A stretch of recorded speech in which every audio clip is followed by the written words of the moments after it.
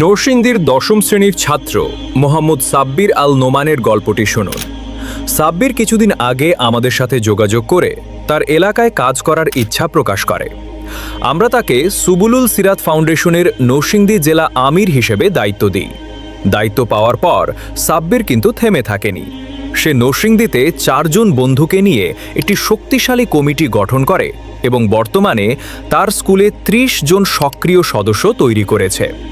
সাব্বির এবং তার টিম মিলে অলরেডি তাদের এলাকায় ঈদ উপহার বিতরণ করেছে এবং বৃক্ষরোপণ কর্মসূচি সফলভাবে শেষ করেছে।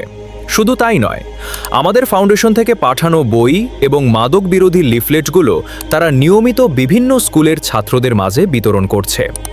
সাব্বির এখন তার জেলার একজন তরুণ লিডার হিসেবে পরিচিত। আপনিও কি চান সাব্বিরের মতো আপনার জেলায় আমাদের সংগঠনের হয়ে নেতৃত্ব দিতে, নিজের একটা পরিচয় তৈরি করতে এবং মানুষের সেবা করতে? সুযোগটি আপনার জন্যও খোলা আছে। আমরা প্রতিটি জেলায় সাব্বিরের মতো একজন করে যোগ্য প্রতিনিধি খুঁজছি। আপনি যদি আমাদের সাথে যুক্ত হয়ে আপনার জেলার দায়িত্ব নিতে চান, তবে এখনই কমেন্টে লিখুন আমি জয়েন করতে চাই, অথবা আমাদের ইনবক্স করুন। আমরা আপনার সাথে যোগাযোগ করব। ধন্যবাদ।